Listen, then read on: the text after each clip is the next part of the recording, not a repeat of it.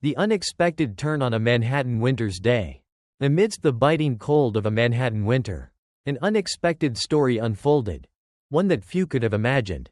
Picture Donald Trump, foregoing his usual warm limousine, deciding to walk the bustling streets, where the wind cut through layers of clothing like a blade.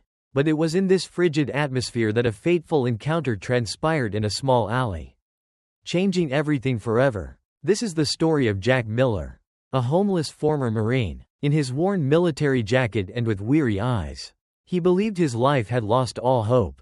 Little did he know that in just a few fleeting moments, an unexpected offer would pull him from the darkness, bringing light to a life that seemed to be fading away.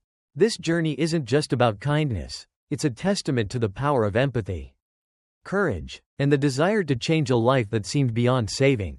It's about how a seemingly hopeless existence can become a symbol of hope and rebirth. Join us as we explore this deeply emotional story, from a frigid alleyway to a place of honor at the White House. This is more than just one man's journey, it's a profound lesson in compassion and social responsibility. Stay with us, because what's coming will not only move you but also make you contemplate the power of small actions. A chance encounter. The winter wind sliced through the streets of Manhattan, so cold that it numbed fingers, even when buried deep in pockets. Passers-by lowered their heads, hurrying to escape the harsh chill. In this bustling scene, Donald Trump, in a black overcoat and flanked by 5 security personnel, walked along the sidewalk. Instead of being inside his familiar limousine, he wanted to experience the city's true pulse, something he rarely did. Despite the cold, Manhattan teemed with life, but beneath the surface, forgotten souls lingered. No one expected that this spontaneous walk would lead to a life-altering meeting. Turning into a small alley, Trump suddenly stopped, his eyes fixed on a man sitting against a cold stone wall. The man wore a faded military jacket, its old seams telling a tale of time and hardship. His legs were crossed, and his calloused hands clutched a cardboard sign with the scrawled words, "Vet needs help." Trump moved closer, his security detail quickly moving to intercept. But Trump signaled them to stop. The sound of his shoes on the salt-covered pavement echoed in the frigid silence. The man looked up, his eyes tired but guarded.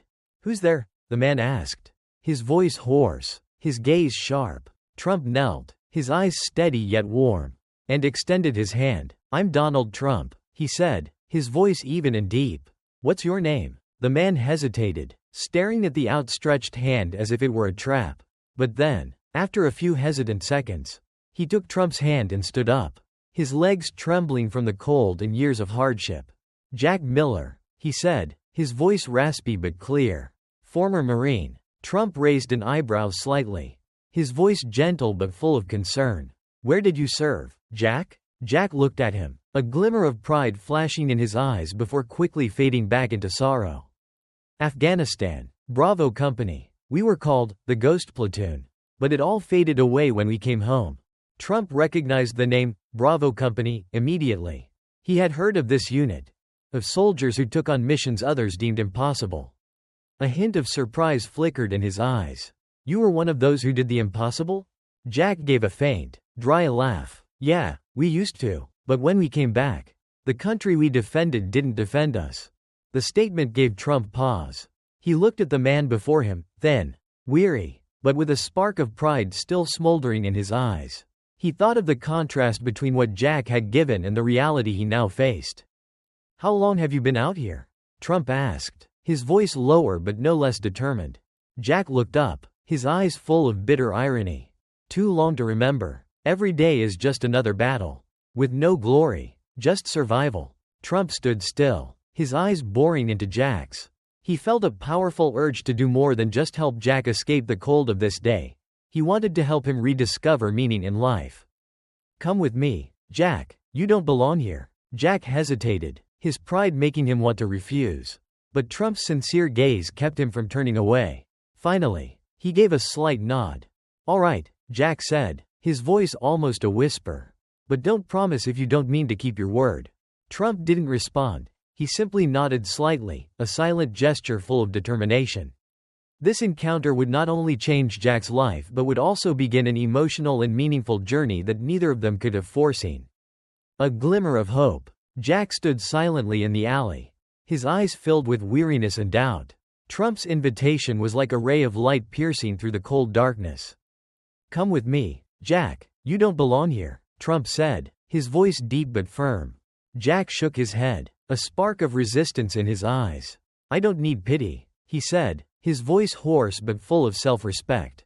"I've survived this long, I'll manage."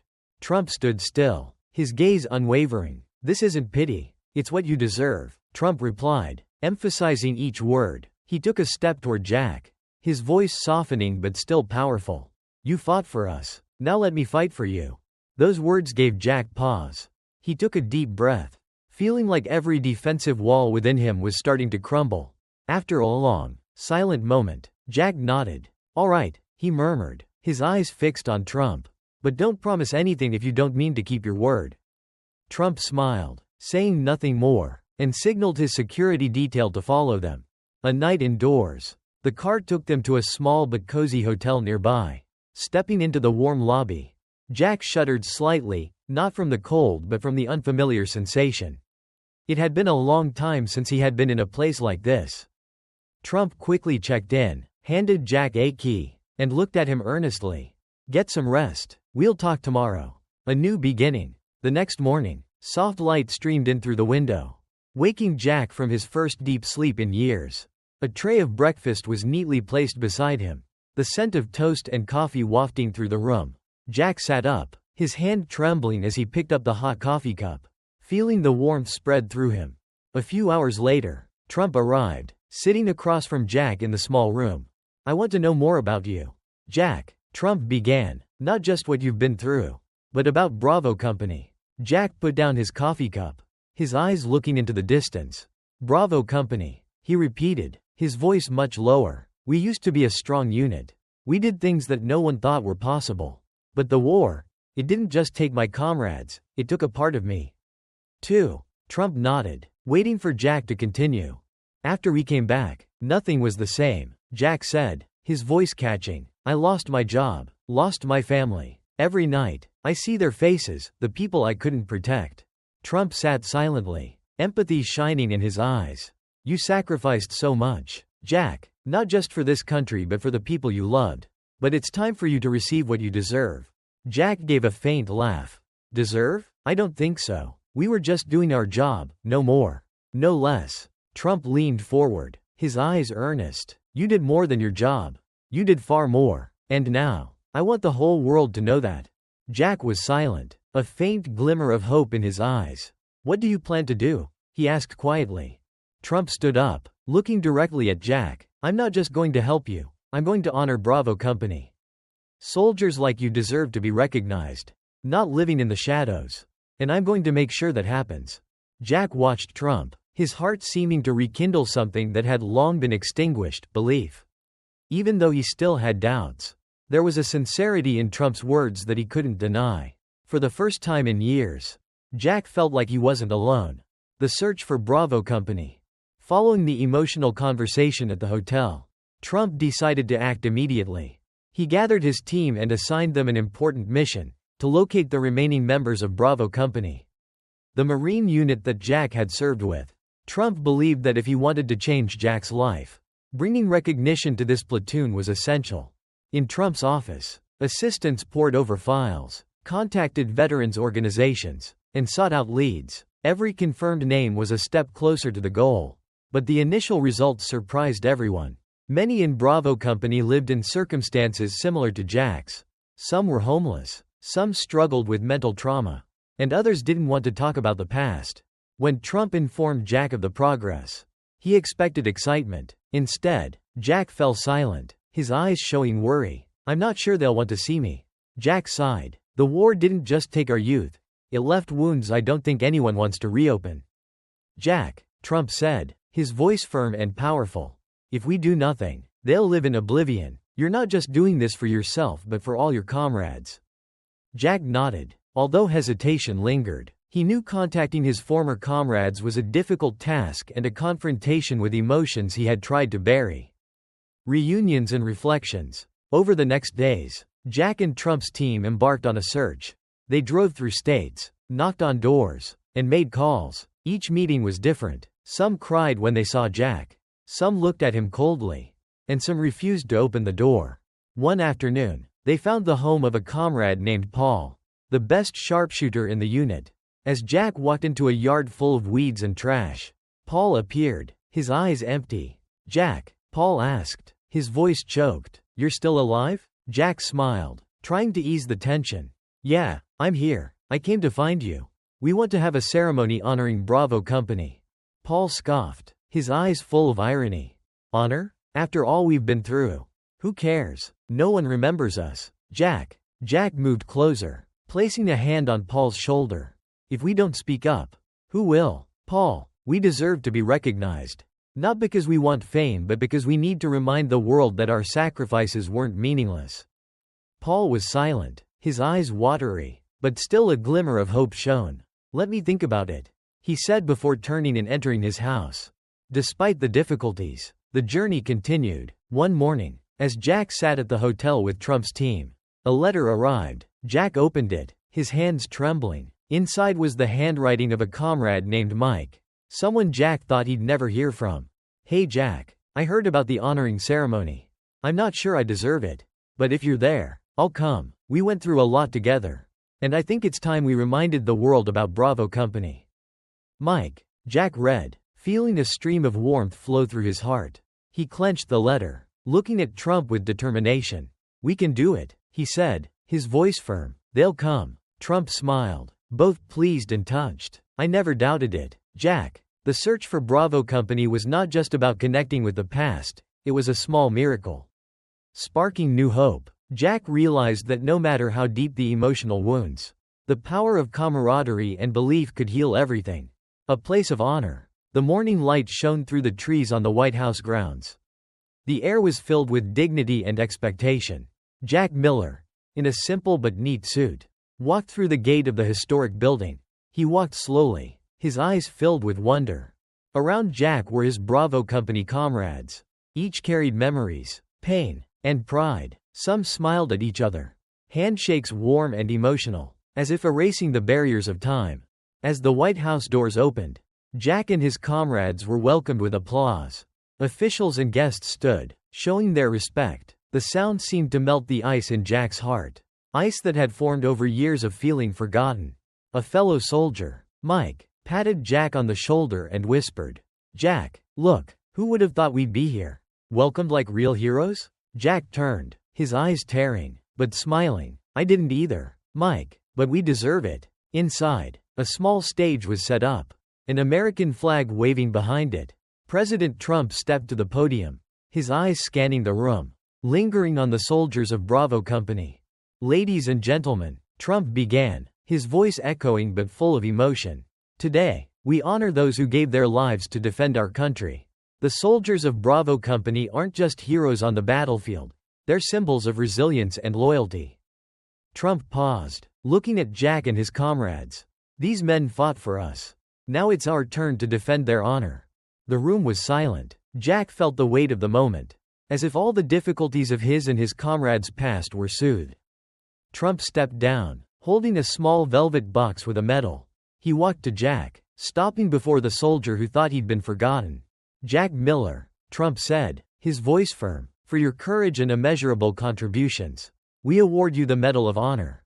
You're not just a soldier, you're a hero." Jack stood speechless as Trump placed the medal around his neck.